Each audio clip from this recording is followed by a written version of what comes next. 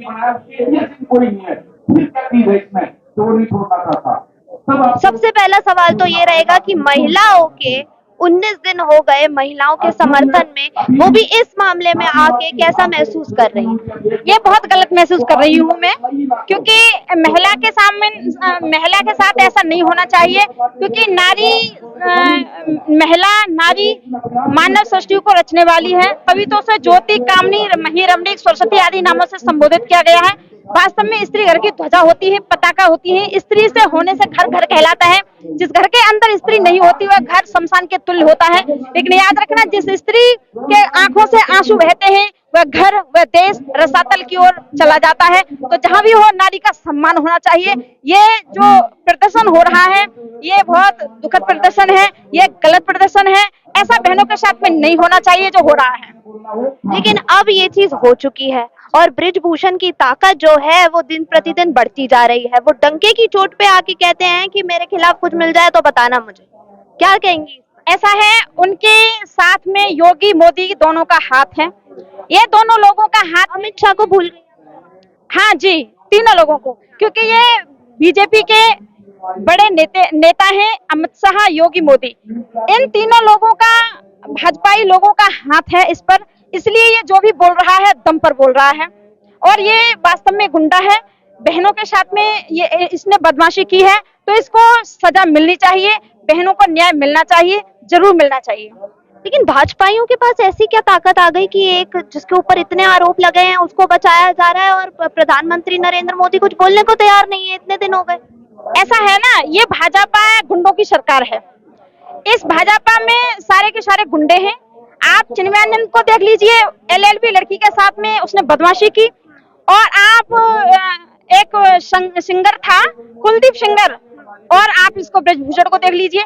और ऐसे बहुत सांसद महिलाएं हैं जो अपने मुंह से कहती हैं कि मैं सबसे बड़ी गुंडी हूँ। भाजपा में ऐसे सांसद हैं तो याद रखना ये गुंडों की पार्टी है। क्या कहना है? नाम लेकर नहीं, नाम तो नहीं ले सकती हूँ मैं, लेकिन मैं अगर संरक्षण बता हमारे बदायूं की बात है ये।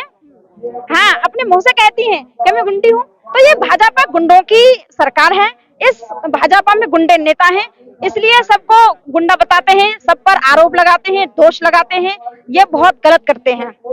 लेकिन बेटियां जो है हमारी वो डट के बैठी हैं, पहलवान है, पहलवान सोच रखती हैं कि खेल में जैसे उतरती हैं कि हाँ जीतेंगे या हारेंगे, वैसे ही आज जंतर मंतर पे आके डटी हुई हैं कि जीतेंगे या हारेंगे। क्या कुछ कहना चाहेंगी इनके बारे में? बिल्कुल, देखिए, हमेशा सत्य की विजय हुई है, हमेशा से, और सत्य की विजय होगी। ये हमारी विजय होगी। हमारी जो पहलवान बहनों हैं इनकी हमेशा विजय होगी, क्योंकि सत्य पर सत्य का प्रचार कर रही हैं, सत्य के लिए बैठी हैं, न्याय के लिए बैठी हैं। न्याय मिलेगा। और याद रखना, ये भी बड़े दुख के साथ में कह रही हूँ कि जिस देश की बेटी अपने मुंह से मीडिया के सामने, देश के सामने चिल्ला रही है कि हमारे ऊपर शोषण किया गया है, हमसे शोषण किया गया है, ये बड़े दुख की बात है। याद रखना, इस बात को सुन करके मोदी और योगी ऐसे लोगों को डूब करके मर जाना चाहिए, चुल्लू भर पानी में डूब करके मर जाना चाहिए, जो इस देश की बेटियों के दर्द को नहीं समझ रहे हैं, न्याय नहीं दे रहे हैं। अभी कई दिन हो गए हैं, न्याय नहीं मिल रहा है। ऐसी कोई खबर नहीं आ रही है जिससे कि न्याय मिले। लेकिन अगर बात करें, हमारी बेटियां जो यहाँ पर बैठी हैं, उन्होंने कहा था कि हम बाकी स्पोर्ट्स में जितने लोग हैं, स्पोर्ट्स पर्सन हैं, उनसे हम समर्थन चाहते हैं, वो आए बात करें हमसे। लेकिन पीटी उषा ने जैसे बोला, पीटी उषा का बयान आपने सुना। अब खली का बयान आया है कि ये सिर्फ राजनीति के लिए हो रहा है और इनका इस्तेमाल किया जा रहा है। उसको कैसे बताइए? ये गलत है। ये सब भाजपा के चाटुकार हैं, भाजपा के सब कहने पर चल रहे हैं। ये बिल्कुल सरासर गलत है। अगर आप दोषी नहीं हो तो हमारी बहनें कह रही हैं जांच कराओ, क्यों नहीं जांच करा रहे हो? दोषी हो इसलिए जांच नहीं करा रहे हो। इसलिए हमारी बहनें कह रही हैं जांच कराओ, तो उन्हें जांच करानी चाहिए और न्याय हमारी बहनों को मिलेगा। तभी मिल सकता है जब जांच हो। जांच की मांग कर रही हैं हमारी बहनें। देश की स्थिति के बारे में क्या बोलेंगी कि लड़कियों को हमारी 19 दिन तक बैठना पड़ता है सेक्सुअल असॉल्ट के मामले में? देखिए, इस भाजपा सरकार ने नारा दिया था बेटी बचाओ बेटी पढ़ाओ, लेकिन आज नारी की असलियत खुले चौराहे पर लुट रही है। देश का राजा बैठा बैठा आराम कर रहा है, जिसको देश की चिंता ही नहीं है, फिक्र ही नहीं है। इसलिए मैं निवेदन करूंगी कि जहां तक मेरी आवाज जा रही है, योगी मोदी तक ये खबर पहुंच जानी चाहिए कि इन बेटियों को न्याय मिलना चाहिए। ये बेटियां देश की आन मान शान होती हैं, इसलिए बेटियों को न्याय मिलना चाहिए, बहनों को न्याय मिलना चाहिए। कोशिश जारी होती है लेकिन ऐसी ऐसी घटनाएं होती हैं कि माँ बाप और समाज फिर बेटियों को उसी दायरे में वापस लाना चाह रहा है। और ये जो बेटियां गोल्ड मेडल ला करके अपने देश का नाम रोशन किया है, और आज उन्हें 15 दिन हो गए आज सड़कों पर वो जंतर मंतर पर बैठकर अपने न्याय की गुहार मचा रही हैं, और उनको न्याय देने की जगह पर उनका पानी, उनका बिजली, उनका टॉयलेट, उनका खान पान, सारी चीजों को रोक दिया सरकार ने। तो आपको लगता है कि सरकार की निगाह में क्या बेटियों को लेकर के इज्जत है? मतलब मिनिमम बुनियादी सुविधाएं तक काट दी गई हैं, और उनका बात सुनने के लिए सरकार के पास समय नहीं है। चुनाव प्रचार के लिए मुख्यमंत्री का चुनाव हुआ, वहाँ प्रधान जाकर के प्रचार में अपना 16 दिन दे रहा है। तो आप सोच सकते हैं कि हमारे देश के मुखिया को क्या प्राथमिकता है? हमारी बेटियां प्राथमिकता है या सत्ता? और उन सत्ता पे बैठाने वाली ये जनता ही है, और जिस तरीके से जनता ने उनको सत्ता पे बैठाया है उसी तरीके से वो उतार भी सकती है। ये उन्हें सोचना पड़ेगा। लेकिन अगर हम इनकी बात करते हैं, कैंडल मार्च हमारे देश में आपको पता है कि हर मुद्दे पर कैंडल मार्च होता है, लेकिन सरकार जो है इस दिन का इंतजार करती है। आपको लगता है कि जनता रोड पे आएगी, कैंडल मार्च निकालेगी, तब हम किसी मुद्दे पर बात करेंगे, तब तक अपनी मौज लें? बिल्कुल आप सही कह रही हैं, क्योंकि वो उनके बुनियादी प्राथमिकता ही नहीं है जनता की आवाज, जनता की समस्याएं, जनता के क्या नाम मुद्दे। आज आप देख रहे हैं रोजगार को लेकर के जब यूथ रोजगार की मांग करता है तो उनपे लाठियां चलाई जाती हैं, उनपे धाराएं लगा के उन्हें अंदर कर दिया जाता है। तो किसान अपने क्या ना किसानी को लेके सवाल उठाता है तो सालों साल उन्हें ज्यों का त्यों छोड़ दिया जाता है, जाड़ा गर्मी बरसात हर हालात में छोड़ दिया जाता है, और कोशिश की जाती है और उनके ऊपर मतलब पुलिस बल का उपयोग किया जाता है, तमाम तरीके की ऐसे परेशानी की जाती है कि वो स्वतः ही अपने आंदोलन को खत्म कर दे। लेकिन हमारा संवैधानिक अधिकार है, धरना प्रदर्शन जुलूस और क्या नाम है कैंडल मार्च, ये सब हमारा संवैधानिक अधिकार है। हम अपने अधिकार के तहत लड़ाई को लड़ते रहेंगे और सरकार को। लेकिन ठीक है मैम, आपने कहा कि आपका अधिकार है, लेकिन अगर हम बात राजनेताओं की करते हैं, यहाँ पर इस आंदोलन की बात करें तो ज्यादातर लोगों के मुंह पर सिर्फ बीजेपी का नाम है कि बीजेपी गलत है, बीजेपी ये कर रही है। लेकिन अगर बात करते हैं तमाम जितने भी राजनेता हैं, वो कहीं ना कहीं आपको लग रहा है सिर्फ अपना चेहरा चमकाने यहाँ पर आ रहे हैं, क्योंकि अगर चेहरा चमकाने नहीं आ रहे होते तो 15 दिन इन पहलवानों के साथ ही यहाँ पर दिखते। देखिए, चेहरा चमकाने की बात अगर हम विपक्षी दल भी खड़ा नहीं होंगे तो कहीं ना कहीं चेहरा चमकाने की बात नहीं, मुद्दों के साथ खड़े होने की बात है। और अगर चाहे वो विपक्षी दल हो चाहे राजनीतिक दल हो, अगर वो साथ नहीं खड़े होंगे तो वो चुनाव भी के समय भी हमारे साथ नहीं खड़े हो सकते। वो किस बिहाफ पे हमारे साथ वोट मांगेंगे?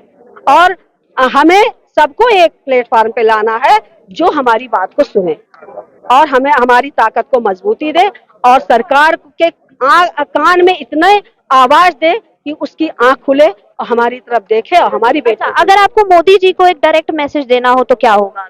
मोदी जी से यही कहेंगे कि बेटी बचाओ बेटी पढ़ाओ नारा को बंद कर देना चाहिए।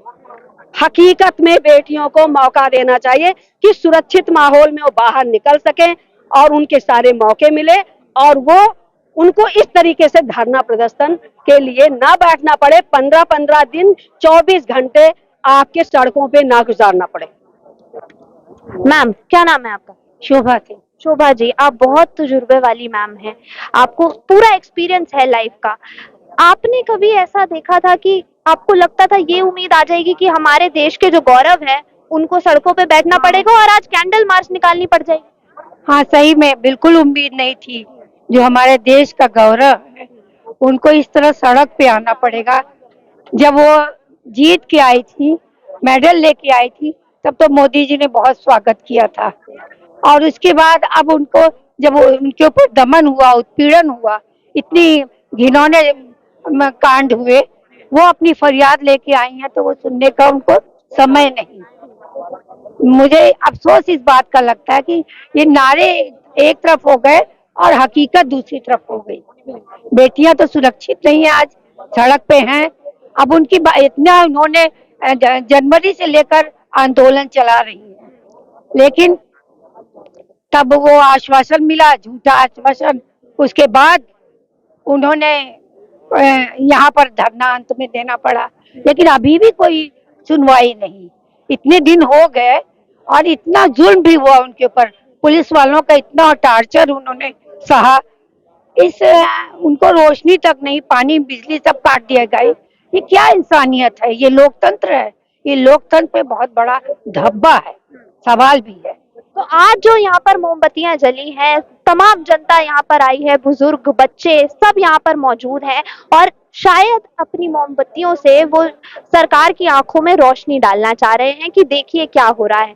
क्या लगता है कि कर्नाटक तक पहुंच जाएगी, क्योंकि वो तो रैली में व्यस्त है। नहीं, रैली में व्यस्त है, लेकिन इतनी जनता के बीच उनको तो आना तो पड़ेगा ही। जनता जनार्दन होती है, जनता की आवाज में बड़ी ताकत होती है। एक न एक दिन उनको सुनना पड़ेगा, उनको एक दिन उनको जरूर यहाँ पर इनकी आवाज सुननी पड़ेगी, इनकी और चाहे कितना भी बड़ा आदमी हो, ब्रजभूषण कितना भी बड़ा हो, लेकिन अगर वो अपराधी है तो उसको सजा मिलनी ही चाहिए, मेरा ये मानना है। आपने एक दिन की बात करी कि एक दिन इंसाफ तो जरूर मिल जाएगा। क्या लग रहा है, किसान आंदोलन की तरह चलेगा या अभी कुछ दिनों में ही हो जाएगा निपटारा? नहीं, किसान आंदोलन की तरह नहीं चलेगा, क्योंकि ये महिलाओं का मामला है। हालांकि किसान मैम, कहीं ना कहीं महिलाओं का मामला होता कि सेक्सुअल असॉल्ट अगर इतना ही बड़ा लगता सरकार को, तो शायद अगले ही दिन वो कुछ ना कुछ इसका एक्शन लेती, 15 दिन नहीं बैठना पड़ता। सही बात है। ये ऐसा क्यों हुआ, ये भी मेरी भी समझ के परे है, क्योंकि लोग तमाम तरह की बातें करते हैं और ये बिल्कुल अनसुना कर रहे हैं। एक लंबी चुप्पी, एक ऐसी खतरनाक चुप्पी जिसमें लोगों को तबाह होना पड़ रहा है। तमाम इस तरह का इस मौसम में भी, जहाँ पानी में भीगे हुए सारे गद्दे उनके हैं, उनको खाट, गर्मी हो, धूप हो, बारिश हो, पहलवान जस के तस यहीं बने। इनका मनोबल को सलाम करना चाहिए। इनका मनोबल बहुत उन्नत है। इस उन्नत मनोबल से वो एक दिन अपनी लड़ाई जीतेंगे। ये जरूर है कि वो समझौता नहीं करें। इस बार वो इस तरह का समझौता गलत सलत ना करें।